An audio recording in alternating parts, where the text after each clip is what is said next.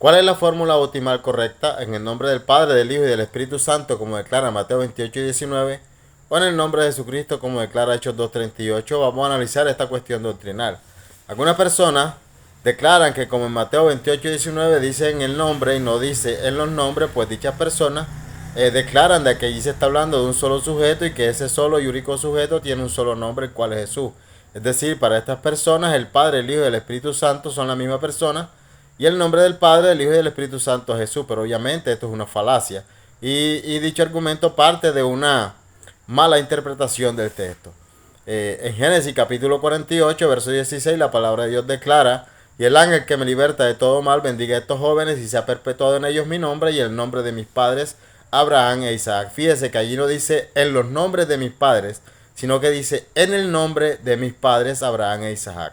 El hecho de que allí diga en el nombre no hace que se esté hablando de ahí, allí de un solo sujeto, no convierte a Abraham en el mismo Isaac, ni tampoco hace de que allí se esté hablando de un solo nombre.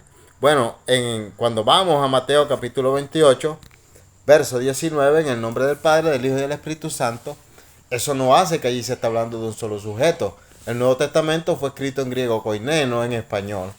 Y la regla gramatical de Gran Bichat declara de que cuando hay un artículo antecediendo a un sustantivo, más la conjunción y, más un sustantivo, si el segundo sustantivo no tiene artículo definido, entonces el segundo sustantivo es una descripción más del primer sustantivo mencionado. En este caso tendría que decir en el nombre del Padre y Hijo, no hijo, porque aquí estamos hablando en griego, y Hijo. Entonces el Hijo vendría siendo una descripción más del mismo Padre. Pero dicho fenómeno no ocurre en Mateo 28:19, ya que allí dice en el nombre del Padre y allí encontramos el artículo más el sustantivo Padre y la conjunción y más el artículo que es la contracción de él antecediendo al segundo sustantivo, que es el sustantivo Hijo. Y el mismo fenómeno ocurre con el tercer sustantivo, Espíritu Santo. Está antecedido por la conjunción y más el artículo que es la contracción de él. De manera que tanto Hijo como Espíritu son definidos en este contexto. Aquí se establece gramaticalmente una distinción personal entre el Padre, el Hijo y el Espíritu Santo. Algunas personas declaran que Padre, Hijo y Espíritu Santo no son nombres sino títulos. Bueno, la palabra título aparece 4 veces en el Nuevo Testamento, aparece en los Evangelios y en ninguna ocasión se relaciona con Padre, ni con Hijo, ni con el Espíritu Santo. Esta palabra aparece en los Evangelios y se hace referencia cuando Pilato escribe una nota: Jesús de Nazaret, Rey de los Judíos. La palabra declara que Poncio Pilato escribió un título y que ese título fue puesto en la cruz de Jesús. Allí se utiliza la palabra griega titlos, que significa letrero. Pero decir que el Padre es un letrero, o que el Hijo es un letrero, que el Espíritu Santo es simplemente un letrero, es blasfemo. De manera de que hay que tener cuidado con estas personas de que declaran que el Padre es un título, que el Hijo es un título y que el Espíritu Santo es un título, porque estarían llamando al Padre simplemente un letrero, o al Espíritu Santo un letrero, o al Hijo un letrero. Es decir, le estarían robando la personalidad al Padre, al Hijo y al Espíritu Santo y estarían blasfemando contra Dios. Así que mucho cuidado con los que declaran tal cosa. Ahora, Hechos 2:38, en Mateo 28:19 Jesús manda a sus discípulos a ganar discípulos para Cristo, pero no solamente los manda a ser discípulos, sino que les dice cómo deben de hacerse esos nuevos discípulos. Y esos nuevos discípulos deben de hacerlos bautizándolos en el nombre del Padre, del Hijo y del Espíritu Santo y enseñándoles que guarden todas las cosas que Jesús mandó.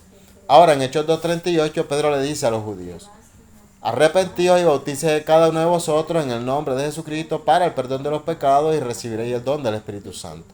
Primero que todo, aquí Pedro no está bautizando a nadie. Segundo, la frase en el nombre, en to onomati, en el griego, esta frase en el nombre hace referencia a la autoridad de Cristo.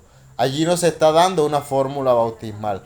Pedro no está desobedeciendo a Cristo ni está dando una nueva fórmula bautismal. No.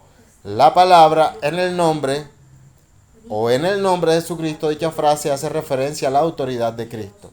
Y el nombre de Jesucristo es el distintivo del bautismo. ¿Por qué? Primero, porque Cristo es quien ordenó a sus discípulos bautizar. Segundo, porque está relacionado con la autoridad de Cristo, es decir, el bautismo se realiza bajo la autoridad de Cristo. Y tercero, porque el nuevo creyente tiene que invocar a Cristo para poder ser sumergido en las aguas del bautismo. Y esto lo podemos comprobar en Hechos capítulo 22, verso 16. Ananías le dice a Pablo: ¿y ahora por qué te detienes? Levántate y bautízate y lava tus pecados invocando su nombre. Fíjese que Ananías no le dice a Pablo: bautízate invocando su nombre. No. Dice: ¿y ahora por qué te detienes? Levántate y bautízate y lava tus pecados invocando su nombre.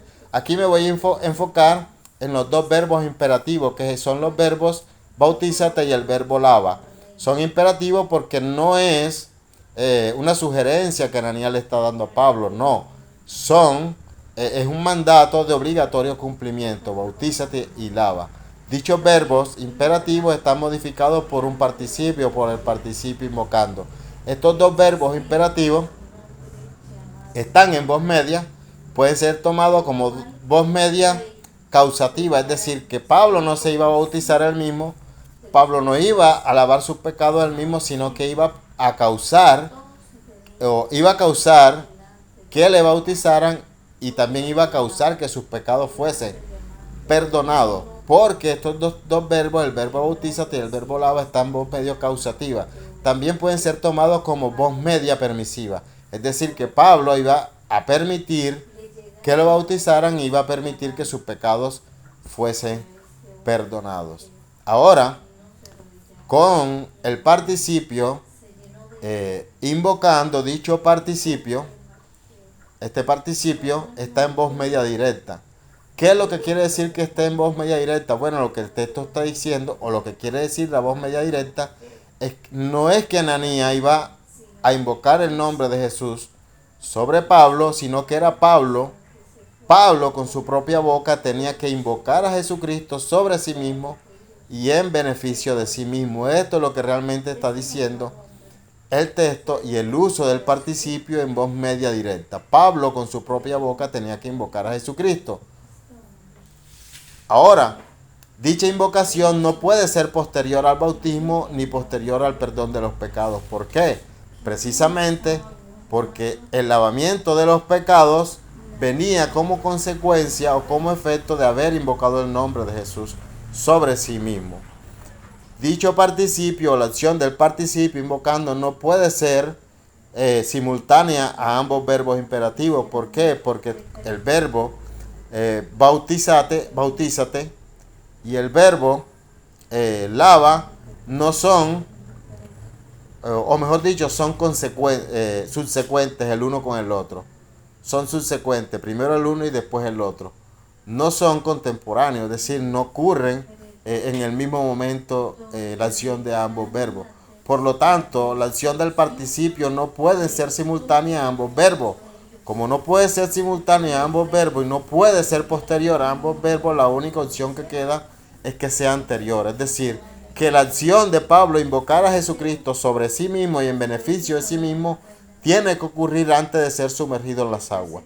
De manera de que hay una sola invocación del nombre de Jesús para perdón y salvación. Y ocurre por el nuevo creyente antes de ser sumergido en las aguas. Eso de que el que va a bautizar al nuevo creyente le dice: te bautizo en el nombre de Jesús, eso es falso. Eso parte de una mala interpretación de los textos. La palabra de Dios declara en Romanos capítulo 10, verso 8 en adelante. Declara la siguiente palabra. Y esta es la palabra de fe que predicamos. Escucha bien. O mejor dicho, cerca de ti está la palabra en tu boca y en tu corazón. Esta es la palabra de fe que predicamos, que si confesares con tu boca que Jesús es el Señor y creyeres en tu corazón que Dios le levantó de los muertos, serás salvo. Porque con el corazón se cree para justicia, y allí en el griego justicia dikaiosune nos habla de una justificación que se recibe por gracia. Es decir, declarado justo, inocente, o ser declarado perdonado. ¿Cuándo? Con el corazón creemos, pero con la boca se confiesa, resultando en salvación. Y declara el verso 13, porque todo el que invocare el nombre del Señor será salvo. Y ahí está en voz activa. No todo al que le invocaren, sino todo el que invocare. Ya Pablo declara que es con la boca del nuevo creyente, y es el nuevo creyente quien tiene que invocar a Cristo con su propia boca para perdón y para salvación. Y como no pueden haber dos invocaciones para perdón ni salvación, la única invocación que ocurre es cuando el nuevo creyente confiesa a Cristo con su boca, cree en su corazón y confiesa a Cristo con su boca, para después ser sumergido en las aguas del bautismo. Así que de esta manera queda refutada la idea de que en el nombre de Jesús sea una fórmula bautismal. Lo repito, no es una fórmula bautismal, sino que la fórmula bautismal fue dada por Jesucristo en Mateo 28:19 y hacer discípulos a todas las naciones, bautizándolos en el nombre del Padre, del Hijo y del Espíritu Santo, y enseñándoles que guarden todas las cosas. Los discípulos se hacen bautizándolos en el nombre del Padre, del Hijo y del Espíritu Santo, no bautizándolos en el nombre de Jesús. Así que aquí queda más que claro que el bautismo es como lo declara Mateo 28:19 y que Hechos 2:38 no está dando una nueva fórmula bautismal, sino que se relaciona el bautismo con la autoridad de Cristo. Así que es el nuevo creyente quien tiene que invocar a Cristo y no la persona que lo va a bautizar en el bautismo como fórmula bautismal. Sin nada más que decir por el momento, Dios te bendiga.